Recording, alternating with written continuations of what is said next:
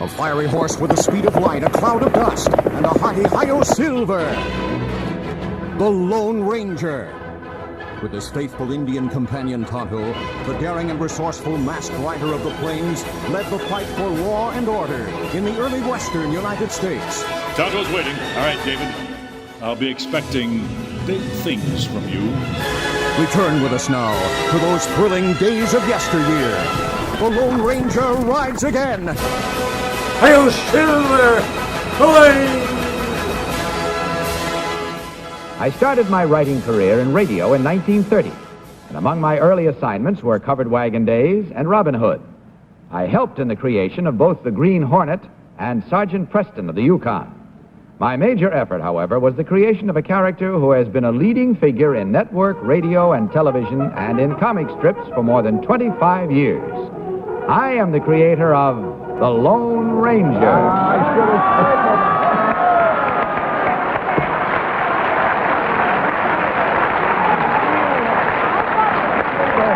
But where it did originate, I always thought it was Detroit. I did too.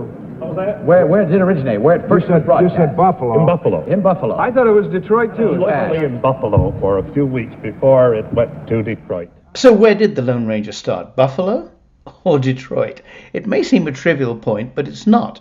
Because when an idea originates in a backwater radio station and ends up as a multi-million-dollar franchise, it's important.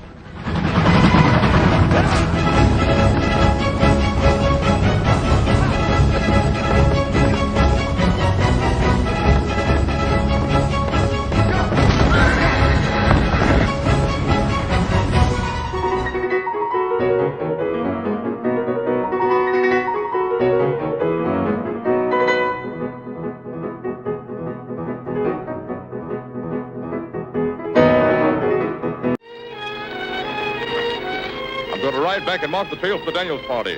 Me wait here.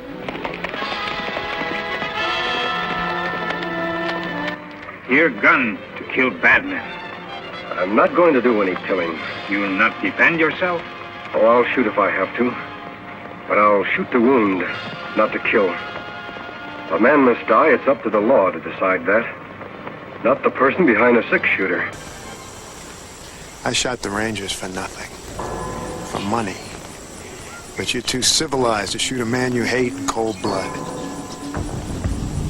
It's O'Hara's place, all right. Kimosabe. Men leave cabin, glow like sun. The Ghost Riders. We too late. Maybe not, Tonto. Take care of O'Hara. I'm going after those killers. Mr. President? May God ride with you.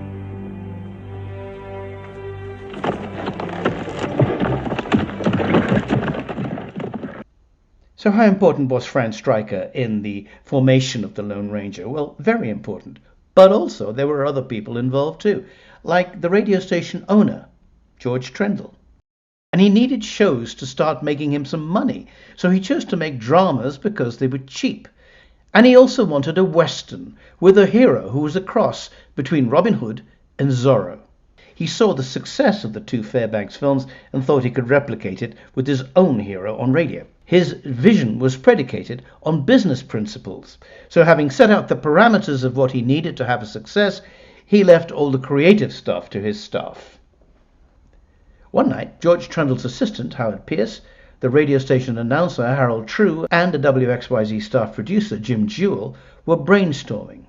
And Jim Jewell says, maybe our lead character should be a former law enforcement officer, like a sheriff or a Texas Ranger.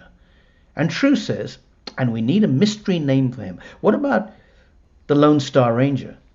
And Jewell says, pity Zane Grey's already used the title. Ah, says Howard Pierce, but what about the Lone Ranger? Now, I've said that George Trendle was a very good businessman and didn't want to spend any money he didn't need to. While actors were cheap, music wasn't. You had to pay copyright payments. So where did George Trendle go to get his cheap music? The classics, long dead composers.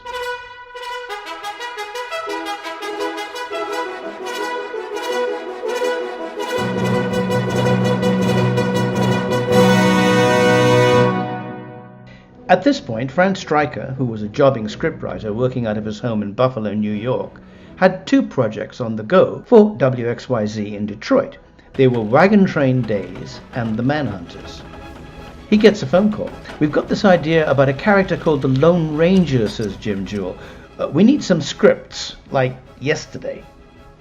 So in Buffalo, Franz Stryker starts to rework some of his Wagon Train Days scripts to include the Lone Ranger, and Jim Jewell, who's got Manhunter scripts in Detroit, starts to change them to include the Lone Ranger. In fact, the first scripts that aired were old Manhunter scripts. "Millie, Sheriff says he thinks this here ranger fella has his hoss shod with silver shoes, too. What do you think of that?" Then one day, someone realized that radio had great value as an advertising medium. Station operators learned they could sell time on the air to commercial companies, who in turn sponsored fine programs of various kinds to advertise their products to those who listened. The Lone Ranger's horse was originally called Whitney, not Silver, but one of the original sponsors in Detroit was Silver Cup Bread, so they changed the name of the horse to accommodate the sponsor. The Lone Ranger was becoming a phenomenon. Over the years, there have been 2,956 episodes of the radio show, 221 episodes on TV, 5 movies and counting, not to mention comics and newspaper strips and spin-offs. No wonder everyone tried to get in on the action, like the old-time cowboy star Buck Jones. Now, he also had a white horse, and it was also called Silver. In 1938, he took Republic Pictures to court, claiming copyright infringement. He said he'd originated the call Hi-Yo Silver. He lost. It appears the court thought that Hi-Ho Silver, which is what Jones said, was not quite the same as Hi-Yo Silver.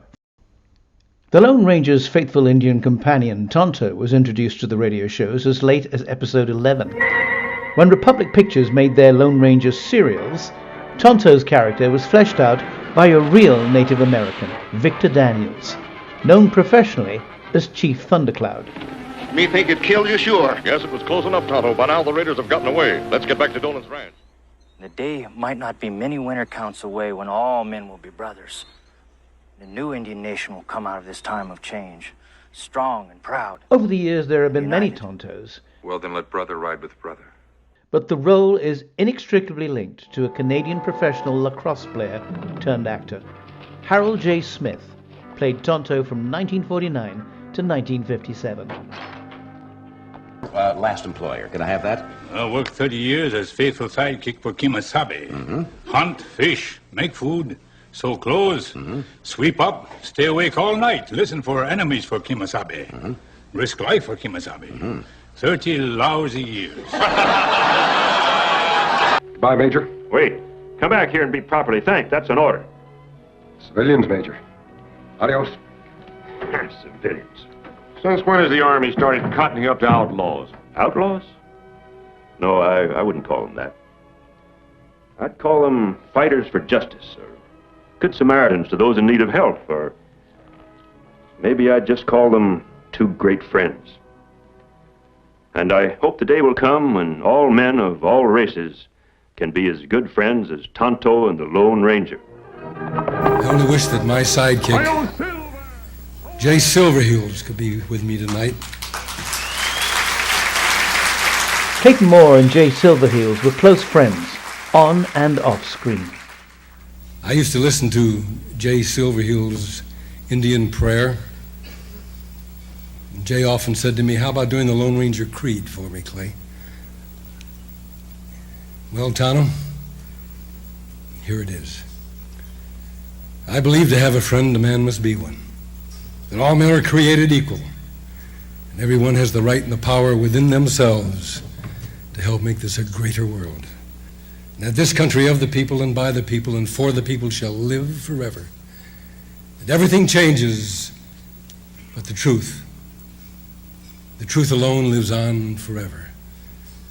I believe in my Creator, my country, and my fellow cowboys. Thank you. So who's really responsible for the success of the Lone Ranger? Who helped the show graduate from an unimportant city radio station to the world stage? The answer is everyone. The creators and producers of the original show, Franz Stryker, George Trendle, Jim Jewell, the people who played the Lone Ranger in Tonto. Him leave Tonto knife near candle. Ready there, Silver. You wait here, Tonto, and I'll be back. All ready, Silver. Hi-yo, Silver! Away! Wasn't it President Kennedy who said, "Success has 1,000 fathers, failure is an orphan"? Lone Ranger, Godspeed to you, and good luck. Well, from what I can see, the show that had 1,000 fathers was the Lone Ranger.